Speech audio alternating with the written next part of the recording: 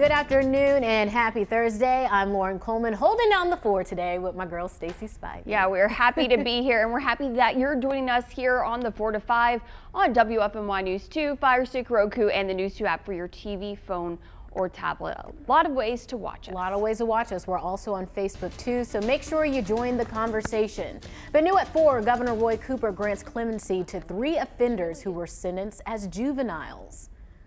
One of those offenders is a Wilkes County woman, April Leigh Barber. She has served 30 years in prison for her role in the murder of her grandparents. She was found guilty at the age of 15 for setting their home on fire. Barber was pregnant at the time. Her 29-year-old boyfriend was also sentenced for the crimes. Back in 2015, WFMY's Chad Silbert talked to Wilson behind bars at Troy Prison. She was seeking clemency from then Governor Pat McCrory. Why do you think you deserve clemency? I think I have proven myself as far as that I have changed. Like I said, that I'm not the same irrational person, and I think that my story in itself could help deter people from making the same mistakes that I did. Now 46, Barber will leave prison with her GED and a paralegal certificate when she is released in 2 weeks. 2 other prisoners also had sentences commuted today for crimes in Richmond and Cumberland counties. Turning to COVID-19 news, mask mandates for public transit will be extended. That mandate applies to planes, buses, and trains. It was set to expire March 18th. It's now been extended to April 18th. Officials say this will give the CDC more time to develop new targeted mask policies. As of March 3rd, more than 90% of the U.S. population is in a location with low or medium COVID-19 community spread levels. Let's take a look at the CDC map for COVID-19 spread in our area. This map used to be filled with red with high spread levels all over the place. Now Guilford County is in the medium COVID risk category. The latest map was used last week. It focused more on hospitalizations and severe cases rather than the number of new cases. These lower spread levels are the reason we've seen most mask mandates in our area in this month.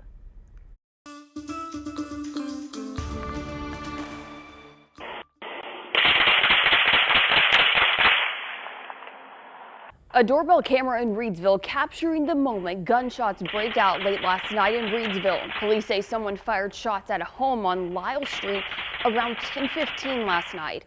Investigators say the home was shot multiple times, but no injuries were reported. Right now, police do not believe that this was a random shooting, but they are asking anyone with information to give them a call or leave an anonymous tip with Rockingham County Crime Stoppers. Winston-Salem police are also asking for your help solving a deadly shooting on US 52. It happened late Sunday night. Police say someone fired into a car, hitting and killing 20-year-old Toriana Gaskins and 19-year-old Trayshawn Milton. Investigators say the group was at cookout minutes before the shooting. They're asking anyone who was at the cookout on Akron Drive around 11 o'clock Sunday night to give them a call. Asheboro police are working to find out who killed a missing man. Officers say 40-year-old Robert Maddox's body was found in a wooded area on Breeze Hill Road yesterday. Police say Maddox was reported missing Tuesday. Again, this case is being investigated as a homicide. If you have any information, reach out to police. Another cloudy and gray skies day across the Triad today. Yeah, it just made me want to go get back in bed, honestly, this morning. So, Tim, are we going to see any sunshine tomorrow?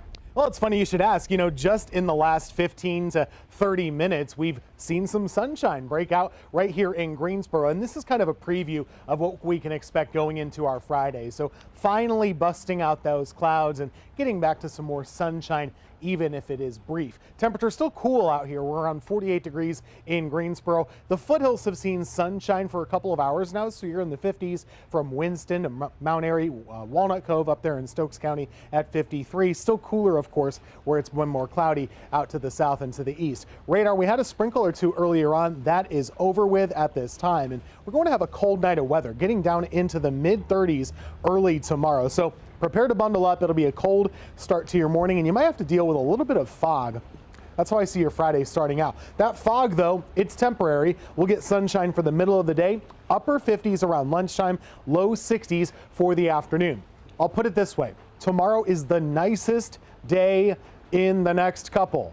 It's better than the weekend, so enjoy it while it lasts. Speaking of that weekend, we have some crazy weather on the way. We'll look at rain moving in early Saturday morning, and not just rain, torrential downpours, even possible thunderstorms here. That's going to be a big doozy of a system early on Saturday morning. We'll talk about the impacts from that as temperatures crash throughout the day Saturday.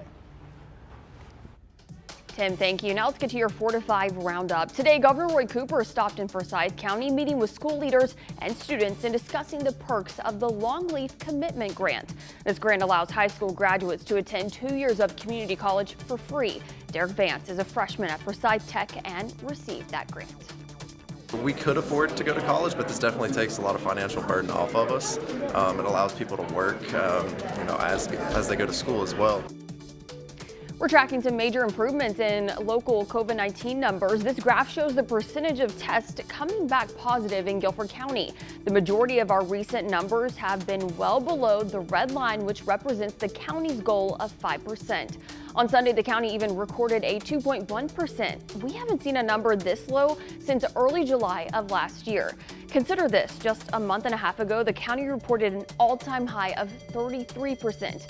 Those days are long gone. COVID restrictions will be lifted at this year's Merle Fest Music Festival, This year, anyone who attends will not need to be vaccinated or show a negative test. Those requirements were in place for the festival last September. Masks will not be required at the festival, but will be on any shuttle buses. And some good news for baseball fans. Today, players voted to accept MLB's offer on a new labor deal. This paves the way to end a 99-day lockout and salvage a 162-game season. While the lockout was underway, 2 weeks of games were canceled. The earliest date for opening day will be April 14th.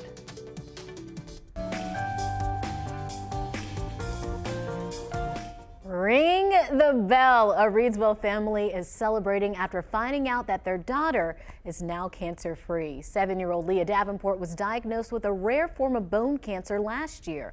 I caught up with the family to find out what's next for Leah on her road to recovery. 7-year-old Leah Davenport and her parents spent the last 8 months praying for this moment. The day doctors would say Leah is done with chemotherapy. It's a big relief. It's a wonderful feeling. But for this to happen, we're just, I guess, in shock. Like, is it really over? Thank goodness. And like he said, relief. In August of 2021, doctors diagnosed Leah with osteosarcoma, an aggressive form of bone cancer. It's literally watching your heart break over and over again. We first introduced you to Leah and her parents, Melinda and Travanti Davenport, just a few months after her diagnosis. The family told me they took Leah to the doctor after she complained about pain in her leg. They said doctors originally told them it was just growing pains. We actually got a couple emails of, people that were just like, hey, I saw your story and my daughter said her arm hurt or her leg hurt. And, I'm pushing the doctors to do that x-ray or to figure out what's going on instead of just saying, oh, it's growing pains. There is Leah underwent 35 rounds of chemotherapy. She ended chemo March 1st and was declared cancer-free just a few days later on March 7th. Dad says the road to recovery will be long. She'll be in a wheelchair for the rest of this year. But as far as her muscle movements and tennis and everything, we do little stretches and exercises, just to keep the leg active without putting any pressure. The Davenports are excited for Leah's future and focusing on cherishing the present. And just trying to get her back to her normal self, hopping and jump roping and all that good stuff. So the family says Leah will have follow-up appointments every 3 months for the next 5 years or so to ensure that she is still cancer-free. And Leah tells me that she looks forward to going to museums and she wants to check out the stingrays at the Greensboro Science Center. So she was really excited about that. Oh my gosh, that little giggle she had in that one shot, that was so precious. And then she threw up the twos at the end. The twos, she did. She did it. Those were her twos for news too. She is so precious. I can't believe this just happened this week. This is incredible. I remember when you first talked to her. So, I mean, what a great inspiration, and we are just so happy for her. And her late birthday gift as well. She just turned 7 back in January. You know, this family, they've been through so much in the last 8 months or so. The parents, you know, they work, we're in a pandemic, they have another child. So imagine juggling all of that as well as going in and out of the hospital with your daughter. Well, I hope that she gets to go see those stingrays soon. Yeah, she's going to see those stingrays and a lot more to accomplish. We'll check in with them later, and we'll see you after this break.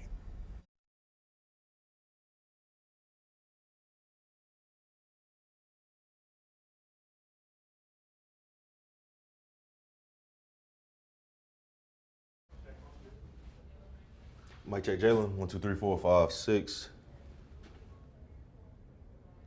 All right. Well, I don't think that we have that type of relationship, Courtney.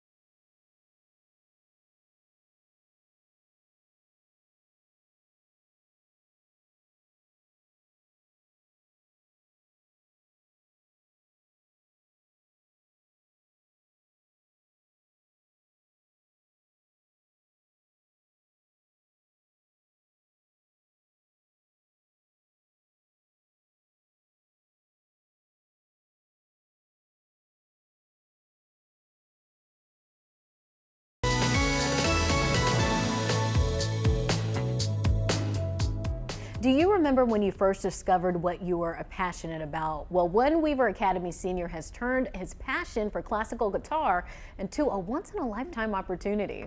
WFMY News 2's Jalen Gilkey went to find out how strumming the strings could turn into some big-time cash. You ladies are absolutely right. Ruben Akins isn't your typical high school senior.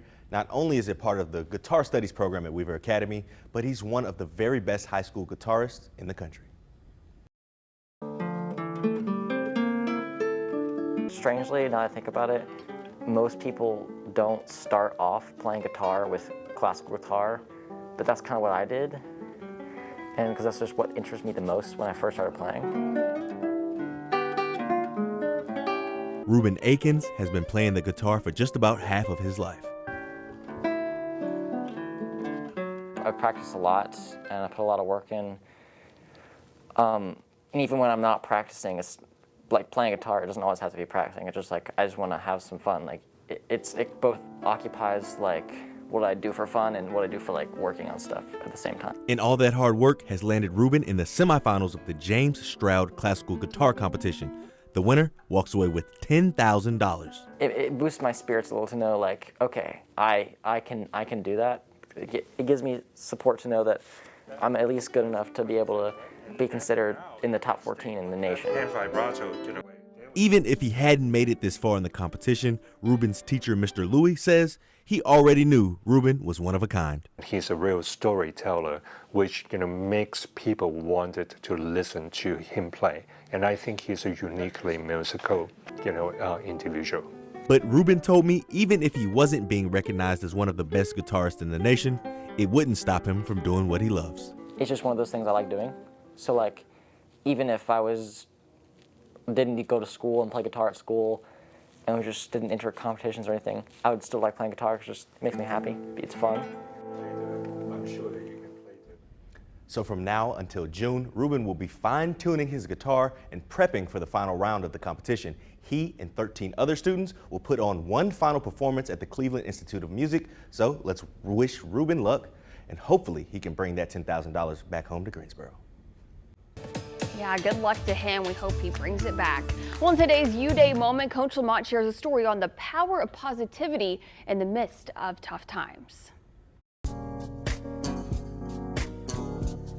An old man lived in a village. Now the whole village was tired of him. He was always gloomy, constantly complaining, and was always in a bad mood. Now the longer he lived, the viler he became, and the more poisonous were his words. People did their best to avoid him because his misfortune was contagious. One day when he turned 80, an incredible thing happened. Instantly, everything about him changed. The old man is happy today, the people began to say. He's not complaining about anything, and he's smiling, and even his face is glowing. The whole village gathered around the man and asked him, "What happened to you?" The old man replied, 80 years I've been chasing after happiness. I discovered the mere joy of life was enough to make me happy. I became happiness. You become happiness too. This is Coach Lamont. Make today your best U-Day. I'll see you tomorrow.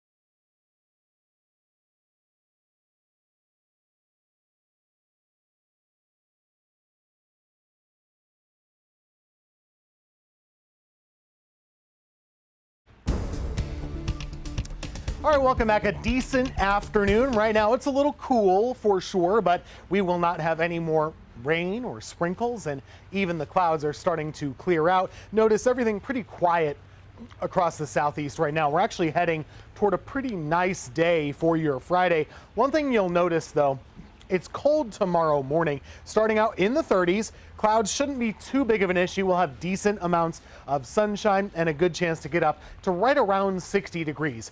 But hear me out. A major storm system is heading our way, and not just us, but the whole East Coast. This is Friday afternoon. We're still quiet there, but this is a fast developing system. And what we'll find is Saturday morning, very heavy rain and thunderstorms across North Carolina. Temperatures dropping from 60 in the morning to 30s for the afternoon. A tiny chance of snowflakes and a guarantee of high winds. It's a lot to handle. Here's the futurecast. Notice the time at the top of your screen. This is 1 a.m. Saturday. There's your early morning with that heavy burst of rainfall. And then, as I mentioned, finishing off, you might even catch a novelty snowflake or two in the middle of the day. But those temperatures, no joke. We're going all the way from the 50s down into the 30s for the afternoon. Let's talk about the wind gusts quickly. We're looking at Friday. Everything isn't too bad there tomorrow, but we start to get really gusty on Saturday. Winds will gust between 20, 30 miles per hour, even up to 40 at times. So it's a very windy day, turning colder, wet in the morning, drying out for the afternoon. There are those temperatures. You see 60s over there, 30s over here. Big changes across the triad throughout the day. So if you have to be out and about, bundle up. It is cold on your Saturday, and of course very windy as well. Cold weather, windy weather, and stormy weather for Saturday. By Sunday, we're very cold in the morning. You might have to protect your plants. We're up to 48 for the high, but warmer weather does head our way next week. Well, we've seen a few rounds of rain this week and even some thunder. The wet weather along with the colder temperatures had one viewer asking if an inversion could lead to louder rumbles of thunder. So let's verify with meteorologist Christian Morgan.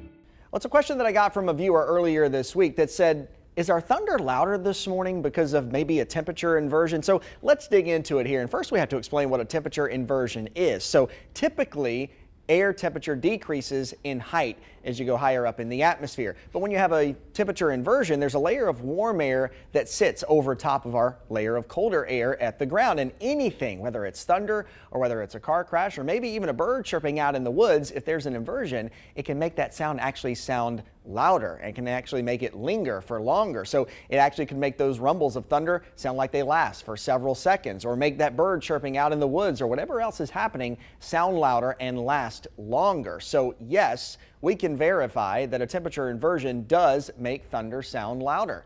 And with your Verify, I'm Christian Morgan. Very interesting. If you have something you want verified, weather or news-wise, just send it to us. Email your question and any links and posts you want us to investigate to verify@WFNY.com. The 4 to 5. We'll be right back.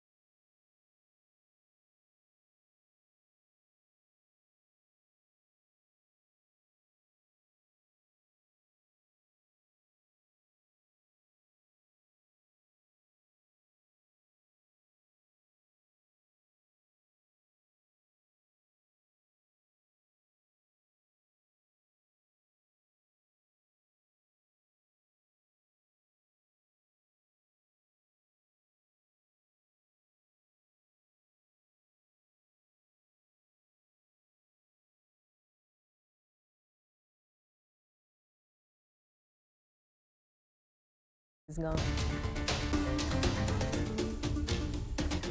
Recently, our Eric Chilton did a My 2 Cents about the funny things his kids say and do, and it got me thinking about some of the wild things we used to say as a kid. Here's mine. I remember I found myself in some hot water when I was 5 years old, and I told my dad, "Hold your horses." Yeah. Bold, right? So I know I can't be the only one, so I wanted to hear from you. I asked you on Facebook on my page, what were words or phrases you couldn't say to your parents when you were a child? A lot of you responded. Aaron Park says, I couldn't refer to my mom as she. Rose Martin says, I couldn't say lie, had to say they were telling a story. A lot of people said the same. David John wrote, couldn't say the word lie or fart. Had to say pass gas. Holly West wrote, we couldn't say huh, yeah, can't, or hate. Candy Burke says saying heck, darn, etc. was the same as using profanity. LeVar Durrell says calling your parents by their first name. No, LOL. Yeah, some of those are really familiar to me, especially the lie one. We had to say fibbing, telling a tale, or telling a story. Really? I know I wasn't allowed to say stupid or shut up for a long time. But it's funny, that last comment made me laugh because we call my parents Rick and Susan. Mainly Susan. I call her Susan because I said mom so many times. I'm like, mom, and she like would not listen. I'd say Susan. She'd go, yeah. So we just, it became a thing. So now you actually will call up and be like, hey Susan, I'm coming into town next week? Yeah. Interesting. Like, hey Susan, fix me a sandwich.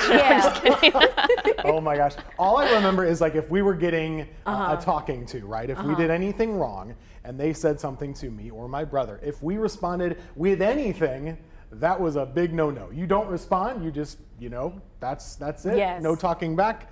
That's the end. And we were scared enough that it worked just fine. Another big one was responding with what? We couldn't say that. It was yes ma'am, yes sir, or no sir, but what, like that, you were definitely going to get in trouble for that. Yeah. And one of the comments that said she couldn't call her mom she, my mom always says when people are in front of you, I should never go her or he did it or she did it. That's like rude. You should say their name. Like Tim said that. Stacy said that. Cool etiquette lesson. Learn something new. Be polite to your mom. Oh, we'll be right Or back. Susan. Susan!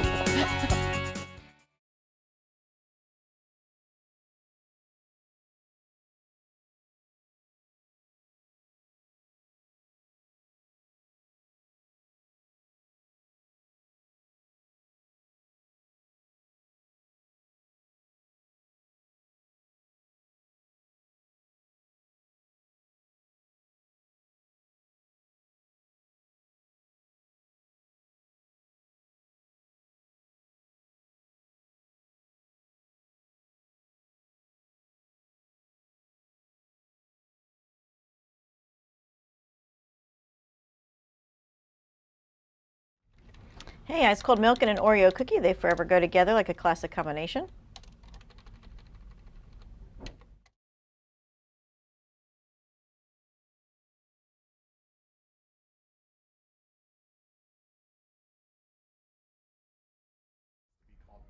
Oh, it's like a Southern thing. I 1, guess 2, so. 3, 4. It's like not okay with her. My dad, like he randomly at one point was like, I had said something like, hey. He was like, hey. Hey there, 1, 2, 3, 4, 5. Hey is for horses. That's right.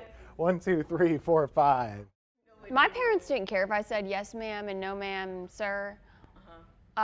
Mic check 1, 2, 3, 4, 5, 6, but there were certain parents of like friends I knew that if you didn't say ma'am,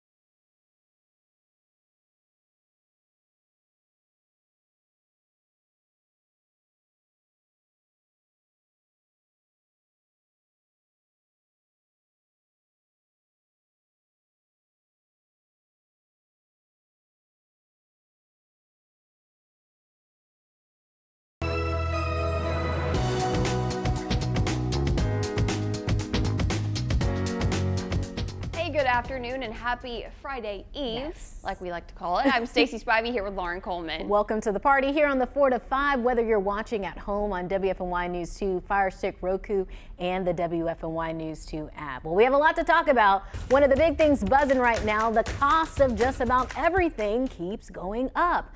A new report from Bureau of Labor is showing just how much, on average, Americans are spending 8% more as they go to the grocery store.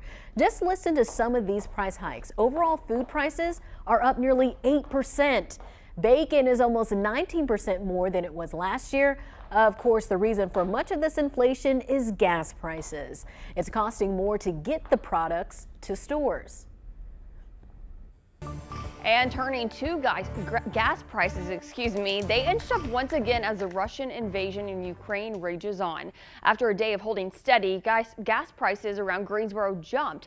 AAA reports the average is now $4.18, up 6 cents from yesterday. Gas Buddy says the national average is $4.34 a gallon, up 57 cents in the last week alone. Right now, Gas Buddy says the cheapest gas can be found in Fort Smith, Arkansas, where it is about $3.71 a gallon. The high gas prices hit all drivers, but places like the Greensboro Transit Agency still keep running. Officials say their fleet of buses, including some electric, give them a leg up in the moment. This is actually the environment in which our investment in green technology is really coming back to pay off. Over half of our fleet are either battery electric rechargeable buses or diesel electric hybrid buses. And so that is reducing our consumption of fuel during times like this when the prices are going so high. As for the number of bus riders right now, GTA hasn't noticed an increase in the number of people looking to catch the bus, but they say that doesn't mean it couldn't happen. Right now, record-setting inflation rates are driving up costs across several industries, including child care services. According to new analysis from Urban Sitter, the average pay for a babysitter surpassed $20 an hour last year. That's an 11% jump compared to the prior year. While wage bumps is great news for babysitters, it adds up to higher costs for families already struggling to afford other goods and services. The Child Care Connection Service says the increase is due to a shortage of providers. Gas prices, childcare, the price of everything going up, leaving some wondering where their next meal will come from. A Greensboro restaurant is hoping to feed the community with their pay what you can model. And I think that's why she called it Little Light. That song say, "This little light of mine, I'm gonna let it shine."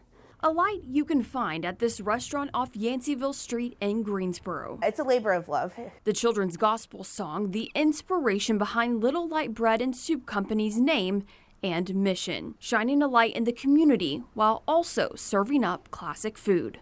Grilled cheese tomato soup, cheesesteaks, salads, sandwiches, that kind of thing. Anyone can come in, sit down and eat without paying a dime or leaving behind several.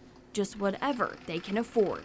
Being of service to my community, that's why I get up in the morning. Owner and chef Caitlin Ryan first opened the restaurant in the middle of the pandemic. So I started making quarts of soup and I take them around to anybody who asks, and whether or not they wanted to pay for it was irrelevant. And I started doing so many quarts of soup that I broke the stove in our rental home. A couple of weeks ago, they rebranded and reopened, bringing in customers like Francis Gladden. I've been coming here as a regular every week. Who not only enjoys the soup and ice cream, but also the ministry. It's a very good gesture in giving back to the community. We're just trying to make people smile with food. A business shining bright in a world with so much darkness. And Ryan says the best way that you can help their mission is just come by and eat some food. They also recently became a nonprofit which provides funding, helping them keep their doors open. A gallon of gas or your daily stop for fancy coffee. They're both about the same price nowadays, so which one fills you up? Has the price of gas cramped your coffee style? or do you think it may in the future? I mean, at $4 or $5 a day, that's like 25 bucks you could be putting towards your tank. I drink my coffee black anyways, and I make it at home, so it hasn't cramped my style. Not yet. Okay, not for you. Yeah. I know you're a Starbucks girl. So. I am. I'm just a coffee person in general, and I only treat myself though maybe once a week. Okay. So I might even just cut that back a little bit more to just maybe once every few weeks. Once a year at But this we rate. all know people who stop for coffee every day. Yes, Christian we do. Morgan. Christian Morgan. All right, we're talking to him and all the other folks. All right, if you're getting just a plain coffee, this isn't a big deal, but if you do get one of those fancy coffees, right, the ones where there's swirls and things and all that kind of stuff, maybe you might want to make some lattes at home. Yes. Have you done that before? Have I you did, tried it? I did this morning. You really? Yeah, I made 2 cups this morning. I have the little Keurig thing, just pop it in there. That's what Okay. I do every day. Okay. Yeah, I do that too. But I do know that a lot of people have some fancy machines and Yes. little things like the stir thing. The frother. Frother, I couldn't We're think going of to the talk word. about it, all right, Okay. because I have a Keurig too, right? That's as fancy as I get. I put some whipped cream on the top. That's Oh, it, right? okay. That's my fancy. Okay. Right. So Consumer Reports to the rescue as they tested all kinds of machines and things. The benefit of a combination coffee maker is really just the versatility and variety. If you want the sort of coffee shop experience of being able to have, say, a latte one day and a caramel macchiato the next, you can do that. One of their top picks, the Ninja Specialty for $170. It can brew both hot and iced coffee, lattes, macchiatos, and other specialty brews, and it also has a built-in milk frother. Now, if you're happy with your current brewing method at home, there's another way to kick up your coffee craft, and that is to use that milk frother. This one from Nespresso consistently frothed up a variety of milks. The $119 price tag, it's a bit steep. A little less fancy, but still a good option, this handheld $20 Aero Latte Frother. $20, some frothy milk. This is a good thing. All right. So I did the coffee math, some coffee calculations, and I did it after I had coffee, by the way, because there ain't no thinking before the coffee, right? That's and true. for that $170 machine, you would need to take about, let's say your coffee's $5, because like when I go to Starbucks, my order is like $4 and change. So $5 coffees times 34 days. By that point, you would have paid for your machine.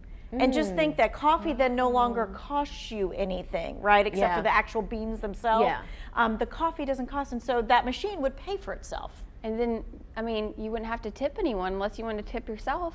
That's true. And you don't have to stop. You don't have to use the gas to go, and you don't have to be there. That's a good investment if you're into that kind of coffee. $170.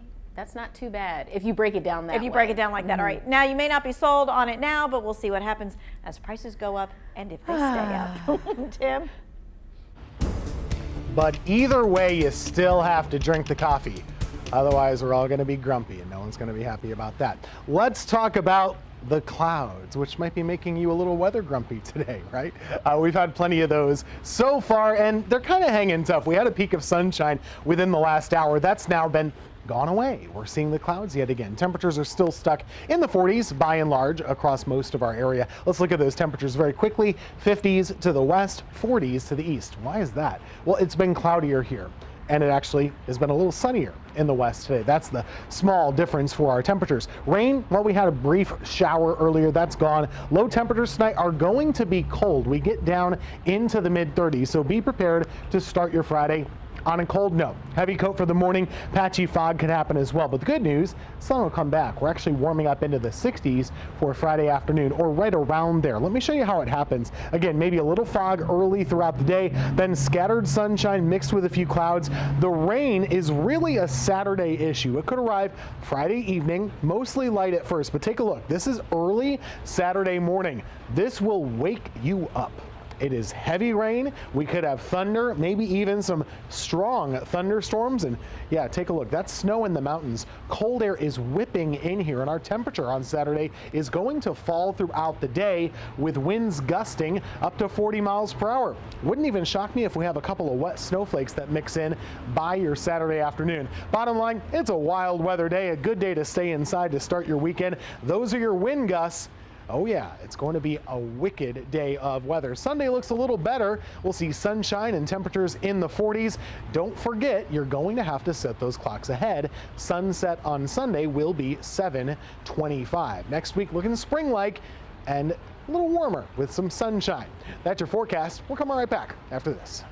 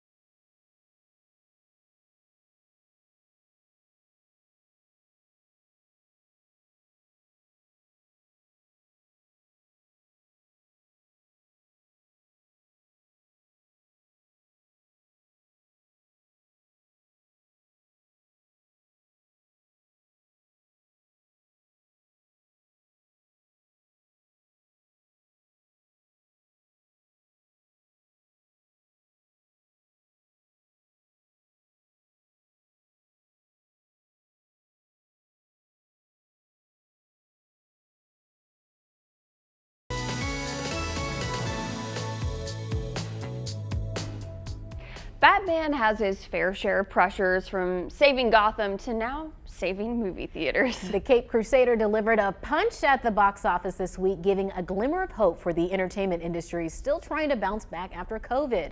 The film opened exclusively in theaters across the world, bringing out diehard fans and pre-show events. The Batman brought in $128 million over the weekend, the second highest opening since the start of the coronavirus pandemic.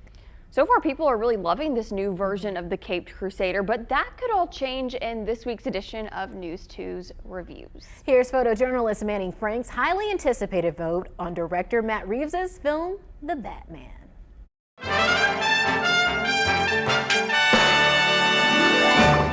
He is vengeance. He is the night. He is the Batman.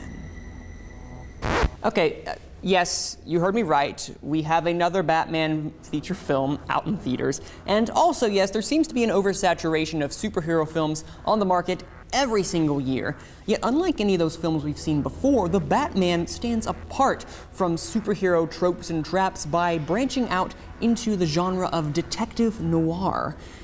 It transcends what a superhero film traditionally has been and shows you what they can be. You're part of this too. Stay still! How am I part of this? Oh, you're really not as smart as I thought you were. When a cryptic killer known as the Riddler begins a series of grisly murders in Gotham City, the vigilante protector Batman must use his skills to uncover the masked villain's mysterious plans. Any of this mean anything to you? However, the deeper Batman goes, the greater the corruption begins to unfold at the highest reaches of the city. With the help of allies like Jim Gordon and Catwoman, Batman must solve the mystery of Gotham City and bring the Riddler down before the town descends into anarchy. Bear with me on this metaphor, but the Batman is like a strong cup of coffee, a bold and dark roast that assaults the palate in a way that takes you aback with its staggering embracement of a classic genre, film noir. That's what individualizes the Batman from its superhero counterparts. Director Matt Reeves and star Robert Pattinson have crafted a film first and foremost that is deeply concerned with telling an engaging story that questions the moral efficacy of Batman in a corrupted city. Reeves' unique vision for the character of Batman is less concerned about him as a crime fighter, but don't worry, there is still action sprinkled throughout, and more concerned with him and his budding detective skills, which makes for an exciting cinematic interpretation we have yet to see on the big screen. That novel idea is supported in the film by disarming cinematography and a versatile score that feeds into the seedy and grim reality of this stylized world. Pattinson disappears into the costumed vigilante, providing layers to a tragically scarred young man, and supporting players like Zoe Kravitz as Catwoman, Paul Dano as the Riddler, and an unrecognizable Colin Farrell as the Penguin are just the surface of a string of fantastic performances that inhabit this city. The Batman, while clocking in at almost 3 hours, is worth every minute. Reeves has created a triumph that asks us to redefine what a modern superhero film means by tackling these deep themes through a genre-focused lens. I'm going to give The Batman a 2 approved. You can find it currently playing in theaters and on HBO Max on April 19th. I've seen a lot of people on social media talking about this, excited to see it. When was the last movie that you saw in the theater? Oh my goodness, I'm trying to remember. I know I was probably with our executive producer, Courtney, who is actually producing the show right now. I honestly can't remember, but I will tell you that I saw this morning that they are recreating Pinocchio. Oh. And Tom Hanks is gonna be in it. Okay. So I'm looking forward to that. I'm also looking forward to they're redoing Snow White and The Little Mermaid. So, you know, I'm a big Disney fan, so I'm I know looking you forward to are. that. Yeah. Those are all great movies to see in the theater, especially with, you know, the surround sound and all that. I have not been back to the movie theater since everything reopened. Really? I want to go. I'm not nervous to go at this point. I just haven't done it. I've kind of enjoyed watching movies from home and being like intimate. You know, I could save money on popcorn. I was about to say. And drinks and all that kind of stuff. But it would be nice to just have that experience again, because I did enjoy it prior to everything closing down. Yeah, I did as well. I like the atmosphere, being able to sit back and relax and kind of escape from reality for a little bit, and you just get so consumed into the movie. I did hear people talking about this one. I knew at first people were a little hesitant about Robert Pattinson being in this role, but one of the reviews that I watched besides Manning said people were blown away by his performance. So maybe this needs to be the movie that we jump back in and go see a movie in the theater. Don't judge him for Twilight, okay? He's now Batman. All right, we'll be right back.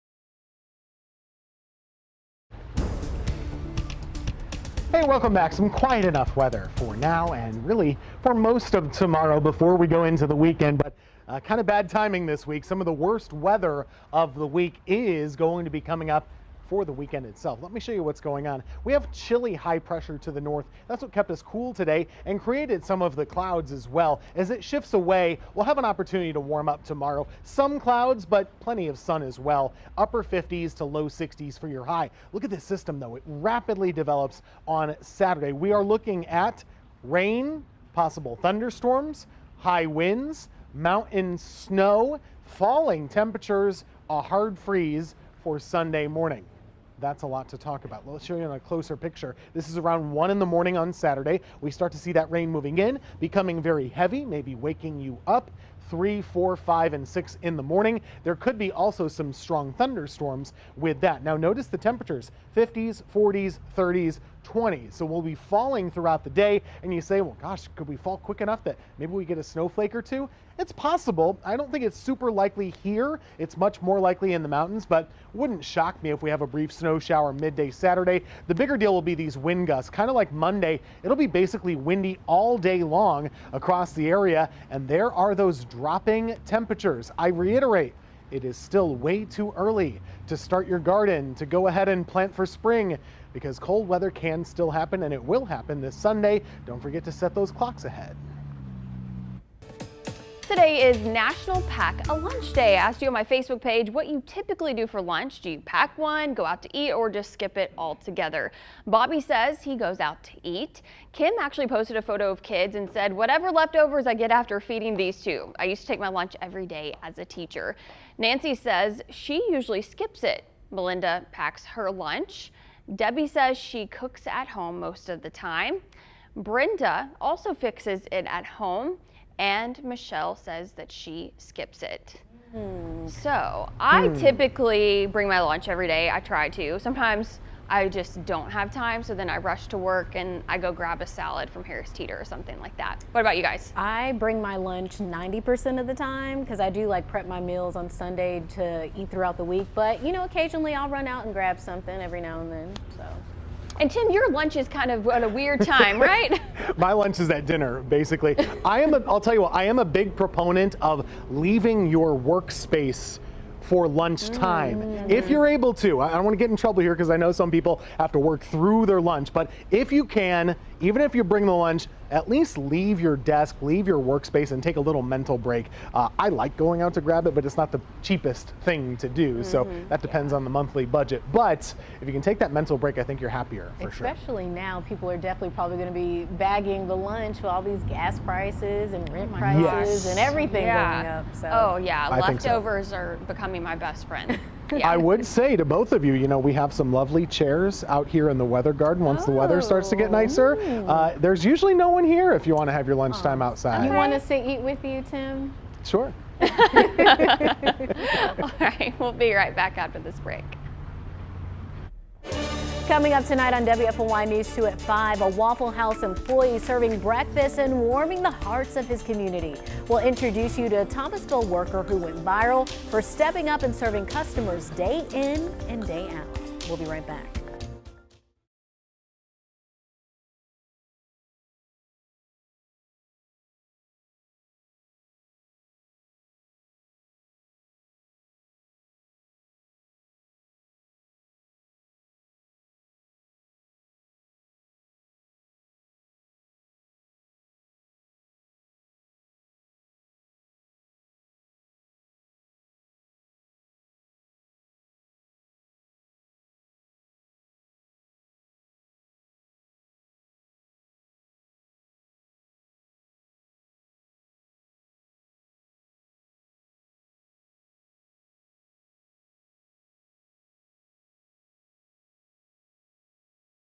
A Wilkes County woman has spent 30 years in prison for the murders of her grandparents. Hello, let's play baseball in America, everybody. 1, 2, 3, 4, 5. Yes, ma'am. Hello there, Alabama, Alaska, Arizona, Arkansas, California, Colorado. Got to start with Illinois. Oh, shoot. Sorry, I just took a big gulp of water. Mic check 1, 2, 3, 4, 5, 6. Check, check, check. Hello, ice cold milk and an Oreo cookie, they forever go together. Hello, mic check 1 2 3 4 5 6 7 8 9 10.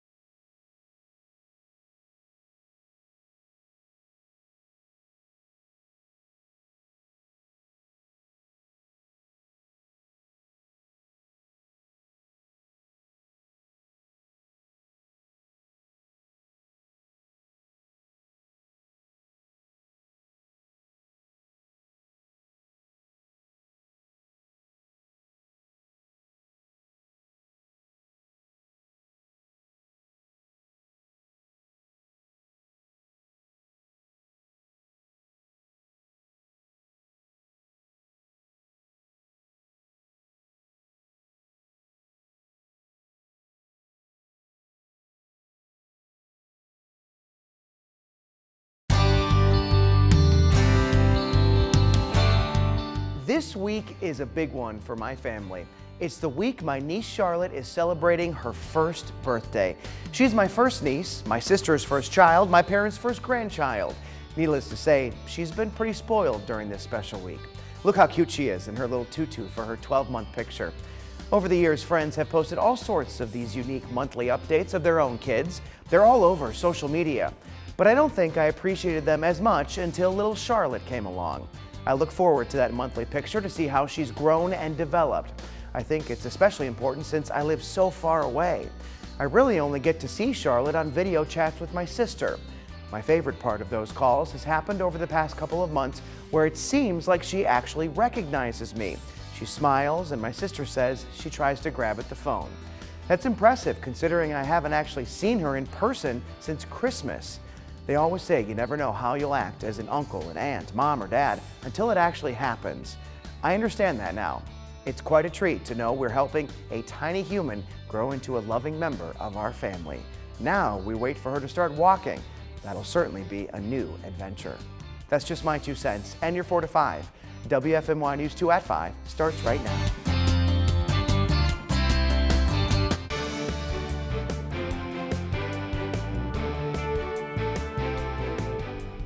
A Wilkes County woman who has spent 30 years in prison for the murders of her grandparents has been granted clemency. April Leigh Barber is now 46 years old. She was just 15 when she killed her grandparents with the help of her boyfriend. 7 years ago, I interviewed her in prison while she was serving 2 life